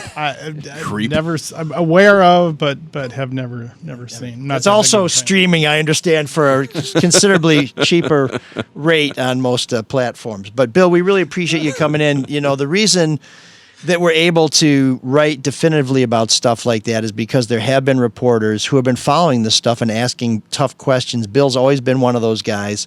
So please support his work at The Athletic. And please, people bitched at me that they didn't want to read this column about the QLine because it's behind a paywall. Folks, it's less than $1 a month to subscribe to the Free Press, and you found out how somebody else is taking more than $1 a month out of your pocket. I really think it's worth it. It's an investment in being an informed person and just know what you're talking about, which really disqualifies everybody I've heard from on social media who don't know what they're talking about. But that's what you get for less than $1 a month. So thank you very much for joining us, Bill. And Mark, speaking of money, let's talk about some people who can help you hold on to a little bit of yours and maybe watch it grow. Sure. Let's start with Hall Financial, right? Of course. A lot of people have credit card debt, especially January. These rates are pretty high. You got to pay off all those. Christmas bills coming due. Exactly. Hall Financial, they're here to help you become debt-free and get a cash-out refinance from Hall Financial. It's a great way to use the equity in your home to pay off high-interest credit card debt, and you can get a free 5-minute mortgage review with Hall Financial. That's all it's going to take to get you and your family in a better position. Get the money you need now with a cash-out refinance from Hall Financial. 866-CALL-HALL. Sean, that's CALLHALL. In case you didn't know. I did not, Or you but can thank you for that. chat with them online at I'd love to chat with them. callhallfirst.com. Do you want me to spell that one out for you, too? Please. And if you have a lot of money And you're facing a Why big are you looking at decision. me? That's Mike. Because you have a lot of He money. has Not me. He's the one with the classic car collection out in the front yard. One. No, I got a car. 62 Pontiac. Okay, two. We're building the empire. I mean, never talk about that one. You always talk about the 85 Buick Riviera. Because that's the new acquisition. Because it makes him think when he's carrying malt duck in the back of his trunk and a tub of ice. Well, on next the way time, back from the Scratch Acid concert. when you look for classic car number 3, you're going to want to know how that's going to affect your future I do have a financial goals. 2007 Ford Focus. I think that When you're looking pretty for- much qualifies as a classic car now. When you're looking for car number 4? 5? How many cars do you have? Okay, 4. Let's About as just go. many I'm as no- he has Smith's I'm no Jay Leno. tribute bands All right. lined up. With 2 For the daughters sake of and the a wife, spot, we have quite a fleet. For the sake of the spot, just call Luke Nowacki and his team at Pinnacle Wealth Strategies. They're going to help you plan for all your financial goals, both today and well into the future. Call Luke today, 248-663-4748. He'll provide a complimentary consultation to see if your plan aligns with your goals. And the one thing you'll find when you call Luke is that it'll make it all about you, sweetheart. Securities and investment advisory services offered through Royal Alliance Associates Inc. Member FINRAS.PC. Royal Alliance Associates Inc. is separately owned, and other entities and/or marketing names, products, or services referenced here are independent of Royal Alliance Associates Inc. Oh man, the geeks have inherited the earth. Did I do that? What a dork. Does him wanting to play with us again mean that he's turning into a geek, or we're turning into cool guys? It goes without saying when you call David or you call Luke, please let them know that ML sent you, because they do appreciate knowing that that they're getting their money's worth out of us in the same way we feel like you'll get your money's worth out of doing business with them. Now, I lost my city council race in 2021. I don't know if we mentioned that before. My communications consultant, Sean Windsor, may not have given me the best advice. Starting with the haircut, he said that was a mistake. But Led to a lot of great fights, though. Oh, my God. Some epic battles. You can find those in our back catalog at mlsolvedetroit.com. We can also find links to our sponsors' websites. But the one thing I aspired to be was a good loser. And this week's geek is not a good loser. Of course, well, maybe not of course. Maybe you've never heard of Solomon Pena, but he lost his bid for a state house seat in New Mexico. And here's how he reacted, at least according to authorities. He hired some guys to go shoot up the house of a bunch of other lawmakers, 2 county commissioners, 2 state legislators, people who won their race. So here's what happened. Mr. Pena, and this is according to the New York Times, lost his election on November 8th in a landslide to incumbent, I know what that's like, to incumbent Democrat Miguel P. Garcia. Days later, Mr. Pena went on Twitter to express support for former President Donald J. Trump. No problem with that. He's endorsing him for 2024 presidential Great guy. race. But here's where he has a problem. To say that he had not conceded his own state house race. In fact, he thought that this election was rigged, he had been cheated, and apparently he was going to different people's homes with what he claimed was evidence that he had been cheated. Well, here's the thing. He got some guys to go shoot up these homes, and he didn't just say, go take care of business. He sent 4 men cash and text messages with addresses where he wanted to shoot the homes. Mr. Pena accompanied one of the men to the house of State Senator Linda Lopez on January 3rd and attempted to shoot, but the automatic rifle he was using malfunctioned. So not only is he a screwhead, he's a screw-up screwhead. In this case, that's the nicest thing we can say about him, because he actually didn't shoot into the house, but another man who was with him fired more than a dozen rounds from a handgun, some of which went into the bedroom of Ms. Lopez's daughter. So this is the gang that couldn't shoot straight when they were able to shoot at all, but it turns out shell casings found at Ms. Lopez's home matched a handgun that was confiscated after a traffic stop just 40 minutes after the shooting. The driver had an unrelated felony arrest, and guess where the car, or whom the car was registered to? Do we have to? Who? Sean, I'm only going to say it Play once, along, but Sean. you're going to hear it twice. Who? Mr. Pena, Solomon Pena, the sorest loser we can find. You haven't won your race. You won't win your argument. You might not even win your court case. But guess what? You did win our Geek of the Week. Oh, I think we have a vote coming in.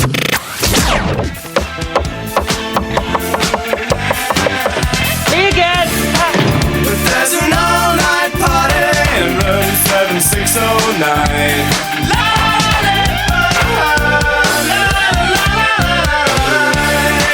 And you can dance time.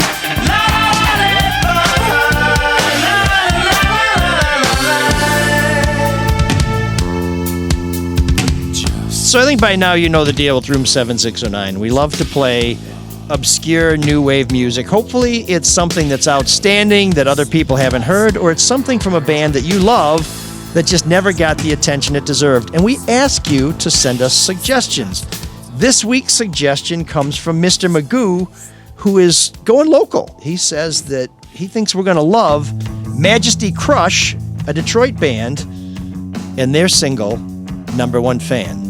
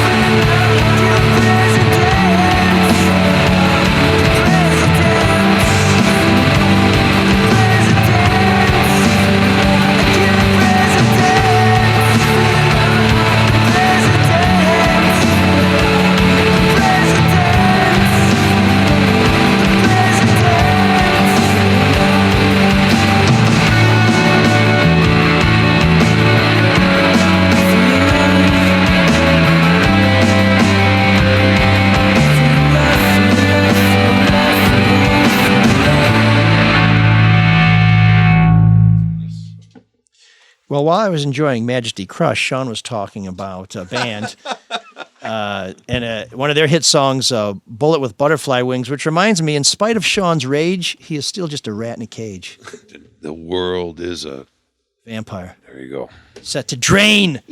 That being, you would like that because it's all about you, right? I mean, what, the vampire thing? Everybody's out to get you and put you in a cage, so you can relate to Billy Corgan. I have nothing but love for the world. The narcissism, except for deep. People who cut me off on the highway.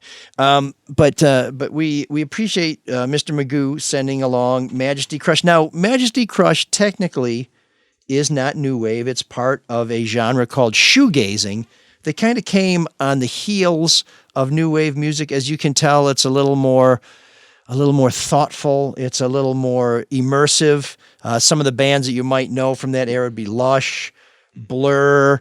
I would argue that the Stone Roses at times would be kind of a shoegazing band because Stone Roses. Right, because it's almost like if jam bands came from Manchester. What was their big They hit? would be the Stone Roses. I want to be adored. I want to be adored. They had a couple. No wonder you love the Stone Roses. Great stuff. Really good.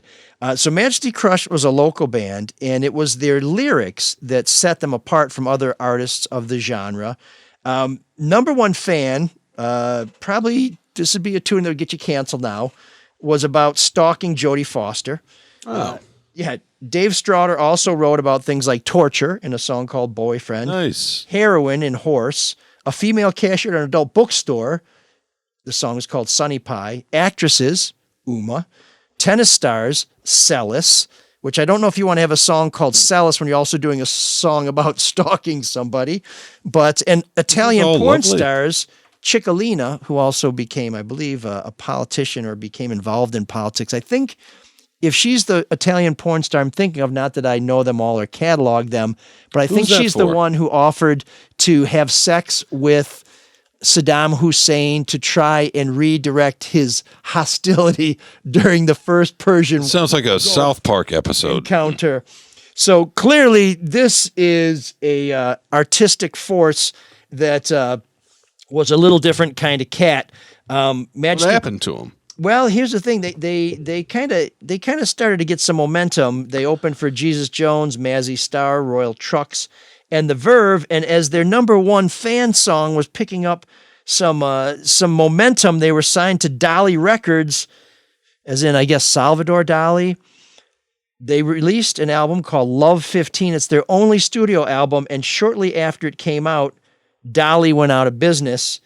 AllMusic's Joshua Glazer described the album as a testament to what might have been if only the band's four members lived in Manchester instead of Detroit. And you've heard me say that I think Manchester and Detroit have a lot numerous in common. times. They like the word twat there. That's what I know. Sean heard me say it twice. So if you're sick of hearing it, Sean, imagine what Sean's going through right now.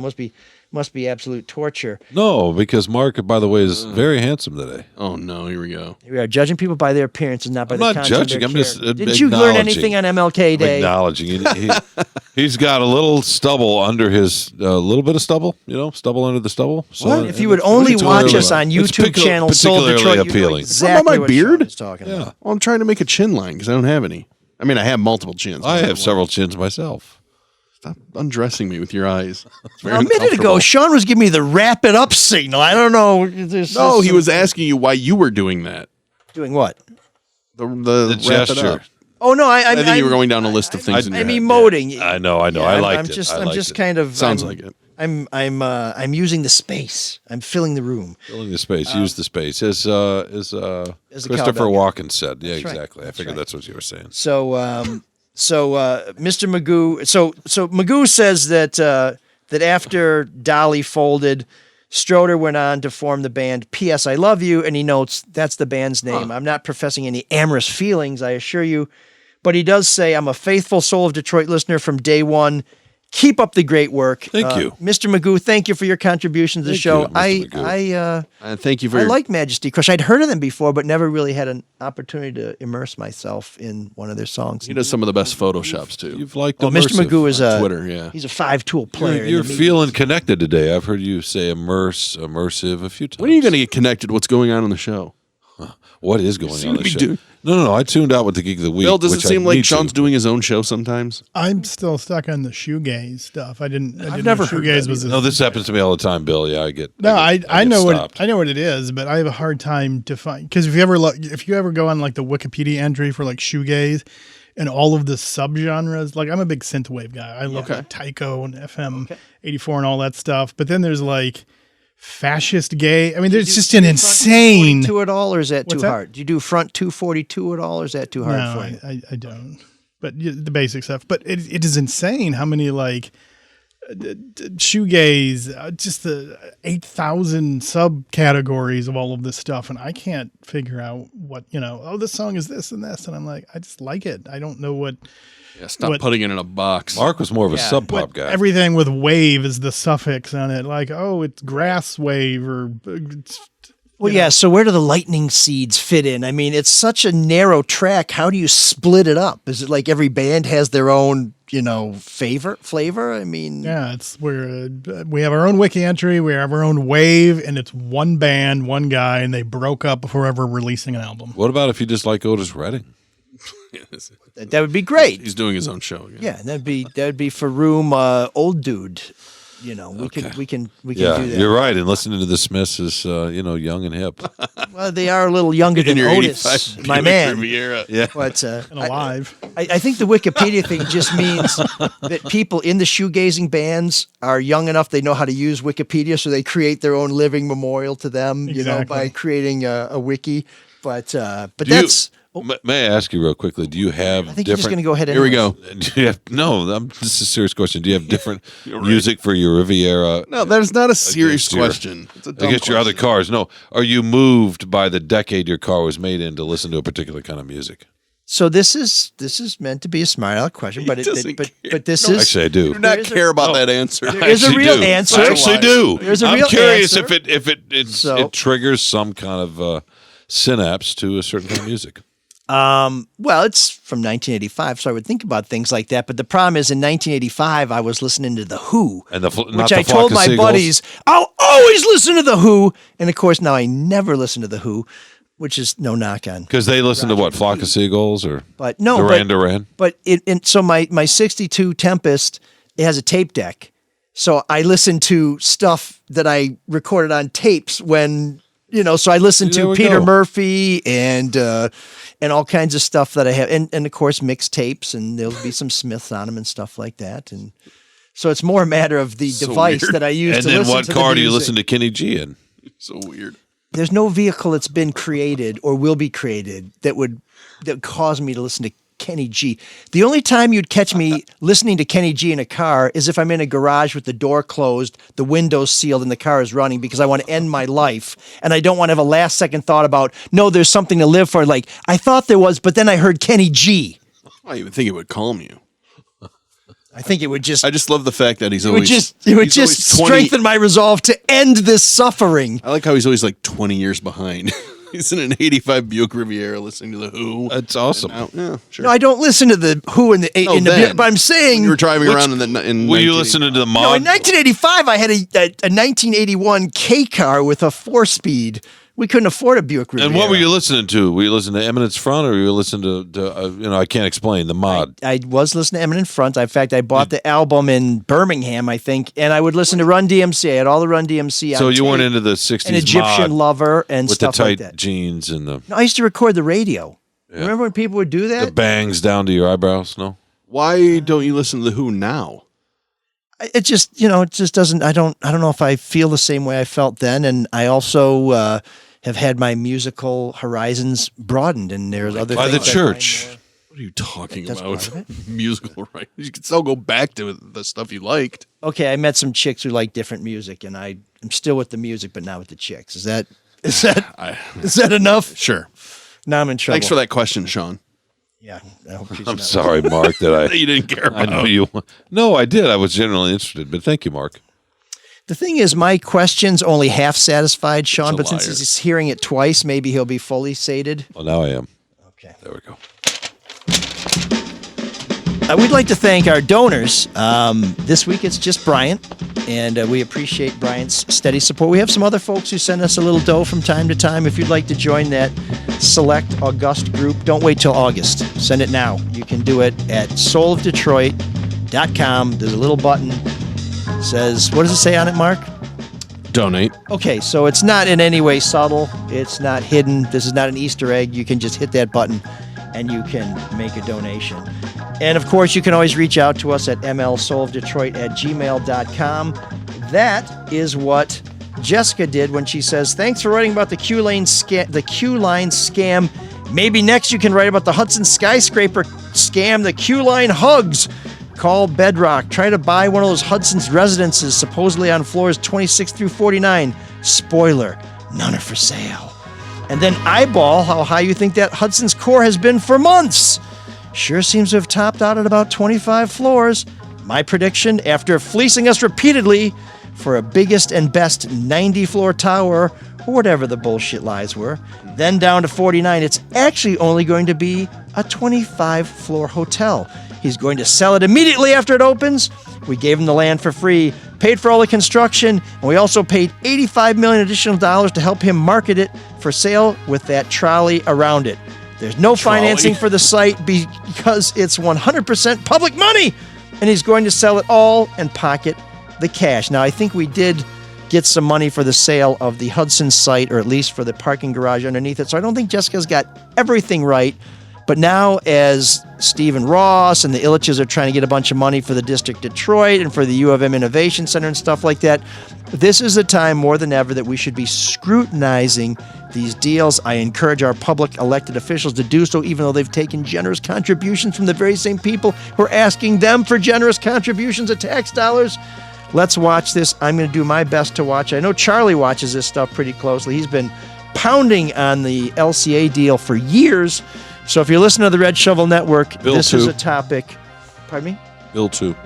Our studio he's guest. The original gangster, man. That's He's what I'm been saying. on this before anybody else. So we need to mention that. He's the man who was saying the wheel should not be subsidized. Oregon, who was it? The other guy who were rolling on it? He said, It's all of this stuff all gives me nightmares to this day. Covering the bridge, the QLine, the District Detroit. A lot of billionaires don't like me.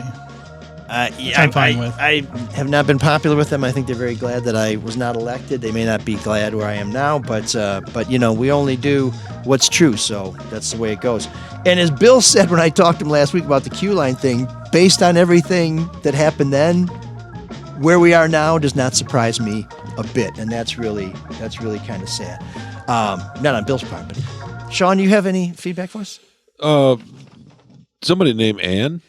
It's a different spelling, so I don't think it's coming from not Ann home. Windsor. Yeah. Wants to know if I assume you, because this show is all about you. Your name's in the title.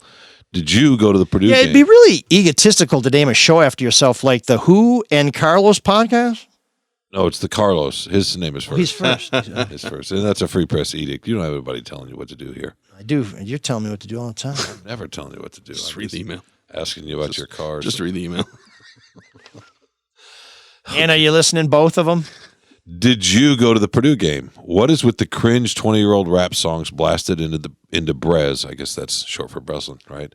All game. Maybe it's the personal playlist of $1 million salary, Alan Holler. $400 seat tickets so we could be assaulted with headache-inducing club rap music from before teen students were even born. Genius. Got to hand it to U of M. That idiot Ward is clearly on the chopping block, while MSU never sacks any of the morons running the show. Shawn, what do you make of that? I had an immediate reaction. Well, did you go to the game? I had tickets, but I was snowboarding. It's just a yes or no. And I knew I couldn't make it, so I watched it from I'm the not going to penalize you for not going. You don't need an excuse. Yeah, but yes and no questions lead to boring answers. Did you want to? Oh, well, maybe I had a follow-up. Okay, so you've been to a game. Oh, so you're just setting yourself up. What music are they playing? She says 20 years old? Or music for 20-year-olds? I don't know. Maybe they're playing Biggie or something, or Snoop, what? right? I mean, yeah. I mean, that's the popular music. As my boys would say, it still slaps. Yeah, but my daughter. Tell them to stop saying. We went to a place in Gaylord, and they were playing "It's Tricky." My daughters, who are in their 20s, requested "It's Tricky" from the DJ, which is from when I went to high school by Run DMC. Why doesn't she complain about "Sweet Caroline," which I absolutely hate to hear? Bop bop bop. Or Mr. Fucking Brightside. Yeah, or I know it's not 20 years old. Seven Nation Army is great, but it's almost 20 years 19 old. years old. 19, okay. Yeah, What's wrong with that? I mean, what's wrong with that? Mr. Brightside, yeah. It reminds me of your people. Exactly. We're owning it.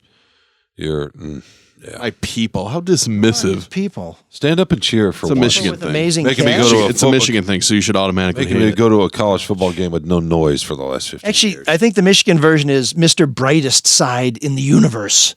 Isn't that how they do There's it? that inferiority. No, I don't know. I mean, what's wrong Bill, with you're a nothing but Buckeye. What do you think about these kids in Ann Arbor? Who are hiding their guns, and then they may coach, they may not coach. They're borrowing people's cars. What the letter's about? Everybody but the coach should be prosecuted to the fullest extent of the law. Glass house are you living in? Then he lies about stuff, but everybody needs to be held accountable. How do the people in Columbus feel about that? You know what? You win 2 in a row for the first time since Detroit had real mass transit, and they got all the big heads and everything. You got it. Yep, 2 in a row. So that, which unfortunately probably will continue. I don't think the Buckeyes have a quarterback. They'll be fine. I like Ann Arbor. The city, the town. Like, I love going there, Ypsilanti, and hanging out. I've never actually been to a game at the Big House. I was on the golf course for the Toledo game, and Toledo won. I was on the field for that game. But you were playing, and I should have been.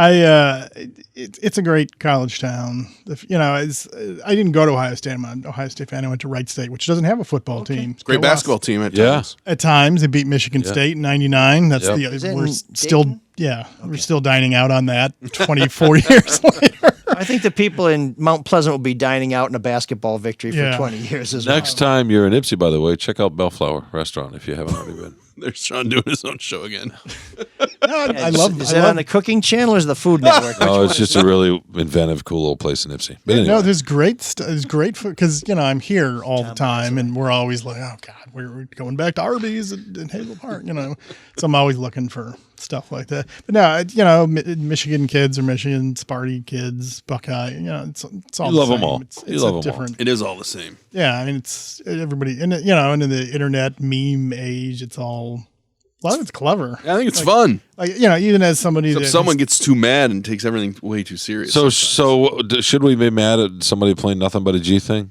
Because that's really Ant's question. I'm just a little troubled that this is suggested from Alan Haller's playlist. It feels to me like there's a tinge of course, more than a old tinge. white people not liking who's Alan Haller people's music being played. Right? No, I don't know who that is. The Michigan State athletic director. So I didn't know. What I was not quite sure about is she said cringe 20-year-old. So does music? So does that mean she actually likes current rap music? That's what I didn't understand. I don't know, but that was a little confusing. The reference to Haller kind of sets off a little bit of a There's no question. And the other thing is, and calling Ward you're idiot. You're idiot. You know what I mean? I mean, he thinks he means Ann Arbor's idiot. What are you guys talking about? But the thing is, old music is played at stadiums all the time. I mean, what's the Aerosmith song that's always played at every Detroit sports thing? Born and raised in South Detroit. That's even older than Journey. 20 years. Is it Journey? Journey. Yeah. Sorry, like Did I you said, say Aerosmith? I don't even listen to the Who Project. anymore. Was it Sirius or whatever? Yeah. How long is that? Still played, and that's damn near as old as I am. Or the Time Lords, Doctor Who, the TARDIS. We finally got rid of that, I guess. But the thing is, there's all kinds of old music played at stadiums. Why is it the rap stuff that's so offensive? That kind of nobody complains about Redbone. It kind of says, I don't know Redbone, but come and get your love. Leon Redbone, or no? The other Redbone from the 70s. Come we and had get two. your love. Yeah, that's a great song. I love it. It's got second legs with Guardians of the Galaxy. Sure did. It's like all 70s music has. Yeah, so old music is played at stadiums all the time. I'm still waiting for them to bust out The Cure. A little Fascination Street during halftime, that'd be perfect that makes for me. No sense. Or Dinosaur Jr. That'd be great. Music is supposed to get the crowd pumped up. Or Junior, right? It would be nice if they ever played that here. It's supposed to get the crowd involved and pumped up, and who cares what it's from or where it's at or what it sounds like. Yeah, so I guess I'm not troubled.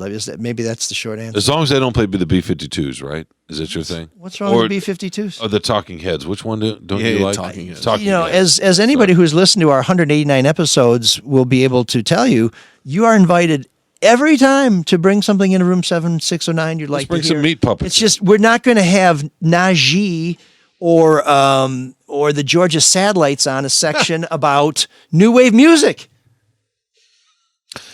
We can call room 7609. Save Wilco for the Shawn and Carlos podcast. No, Wilco's not for me, but the room is a big room. It's a big room. It's getting small every minute. In fact, it's turning into a tunnel. You guys better start calling some lawyers. Bill and Shea's with me. Let Bill speak. Pre-COVID, not long after I joined the Athletic, some of the guys in the Detroit group were doing trivia nights, and these great writers, great reporters. They're all mid-20s and stuff, and I think it was at B Nectar, and went over a couple times with trivia. And I was a good mead with some trivia. And there was one of the winning question was like, identify everybody on like these 9 Rolling Stone covers. And I was the only guy who knew who Jeff Tweedy was and Donna Summer. Oh, okay. So like they didn't visually know. I'm like, that's Jeff. Everybody else was like, funny. I don't know recent. if I would. I would have been good with Donna Summer, but Jeff Tweedy. Yeah. Because I've seen him, his picture, like it's at record stores always slapping old stuff. I know what Jeff Tweedy looked like. I used to get Rolling Stone. Who is Jeff Tweedy? Wilco. Yeah, Wilco. Oh, is he? Okay. So I mean, yeah, it was the Wilco reference, but I need to listen to Carlos and Shawn more often. No, I don't listen to Wilco. Michael Rosenberg, former Freeper, he loves Wilco. I don't know why I know that. Dad rock. Very hardcore and Bruce fan Springsteen. base. Bloop. And I feel guilty saying that, but fuck it. No, I don't. I've never been a Springsteen fan. No, he's terrible. I just, no, I don't. I'm not going to say he's terrible because people love him, but I don't. Sorry, Bill. I'm going to put it this way. I don't get it. By Christmas '84, I was 10 years old, got born in the USA, and it was my first. I wasn't rap. It was. Jam on It was their big song. It said Neutron or something. Oh God, I can't remember. It was like Mars. Not Mars. No, that's Pump Up the Volume. No, it was Nucleus. Nucleus, that's right. Oh God, in 5th grade in suburban Pittsburgh, that was every kid. There you go. It was like this spacey, little Parliament kind of feel. Robot. Diggy down, diggy down. Yeah, that sort of thing. There it is. Wiki. So this and Born in the USA, I was forcing my mom to play in the Nissan Maxima or whatever we had. Same, you said 84? So that's 84, 85. That's also Michael Jackson's Thriller and Prince's So look which one of Purple those Rain. Look at which one of those albums stood the test of time. Right? It took us forever to remember Nucleus, but Bruce, so he's not terrible. I just don't get it. Born in the USA like is it? I love that it's used as a political rally. People think it's way more patriotic. And to me, it is a patriotic song because it's a nihilistic sort of like, yeah, right. Shit sucks here, and we're all in this together. And the union screwed me over. The government really screwed me over. Well, my brother died. Reagan used it a lot. Oh yeah, and it comes even though up. Springsteen didn't really lean that way. What I love about Springsteen is Jon Stewart's intro at the Lincoln Kennedy Center. You guys see? No one knows that. It's fabulous. He introduced Springsteen in the Lincoln Center and it's a little few minutes talking about driving a Pinto in Jersey and all that. Who introduced him? Jon Stewart. And it's a great little 3 or 4 minutes talk about Springsteen. It's fabulous and about what he means to the country, even though I don't really enjoy his music. So are you familiar with the term non sequitur? No, he's doing. Am I getting into the Latin here? I mean, the point was still Springsteen. We're just not. He's talking about '84. No, but we're talking about new wave music, and then what's being played in stadiums. And now we're into Springsteen. Yeah, well, we kind of got there. What's next on the Shawn show? And ML, what's next on this show? Hopefully, Cyrus.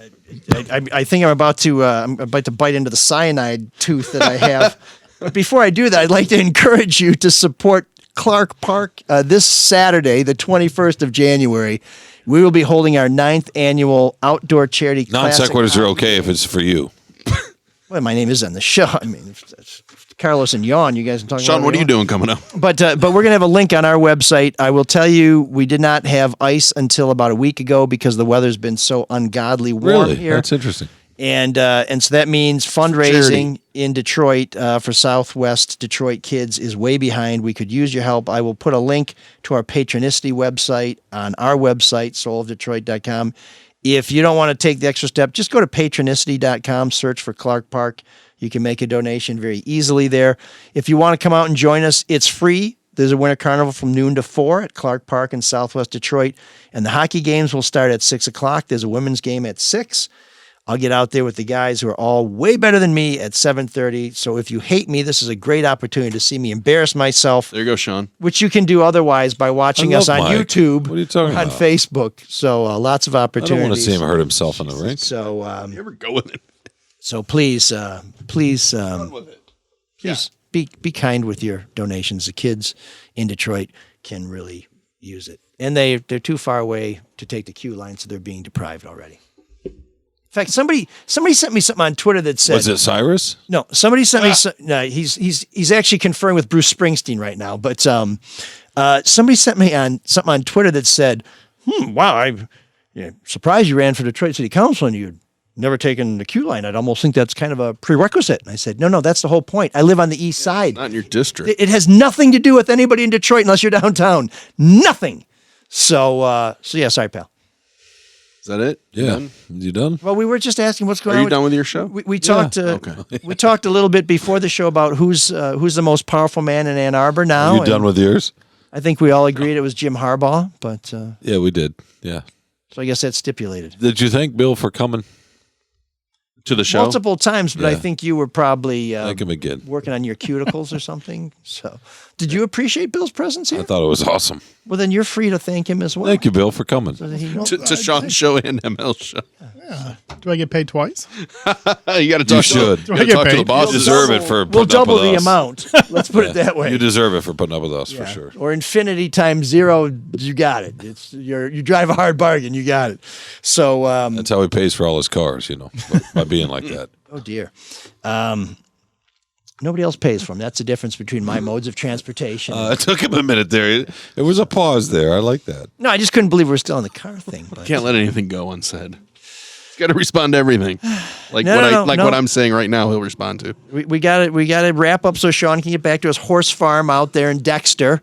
And, Dexter. Oh, now I live in Dexter. And Mark has got. Was it Chelsea? I don't know. Somewhere. No, never. Not Chelsea. You hate Jiffy Mix? No, I love Jiffy Mix. Actually, put a little jalapeno in there, and you're fine. What? I knew I shouldn't have said anything. I'll tell you what, I'd like to put a jalapeno, maybe a ghost pepper. No, I'm with you, Mark. Mark, I know you have to get ready for the Drew and Mike show, so we're going to wrap this up. And, in between our show and the Drew and Mike show, maybe you can check out the Charlie Duff No BS News Hour. Support all the Red Shovel Network shows. Please support our sponsors. Please let them know you found out about them from us. And check out our website, ML Soul of Detroit, for some great information. And please subscribe to our YouTube channel. It's just Soul of Detroit. It really helps the show. We are trying to get to 1,000 subscribers, and we are getting closer, but not anywhere near close enough. Until next week, which comes 7 days from now. Oh, my God. We'll still be in January. Come on. I think it's probably going to be... Can you dig that? Can you dig it? Can you dig it? I want this train stopped now. My orders come from ML Elric. Okay. Then I'll start with you. Go ahead. Huh? Go ahead. Come on, Ralph. Sophia Loren. ML Elric. O.J. Simpson. Burt Lancaster as Mackenzie. Sean Windsor as Nicole. A powerful cast of international stars in the most spectacular podcast of the year. I know you must see me as some sort of a monster. You had every option wired. But it's my job and I do it well.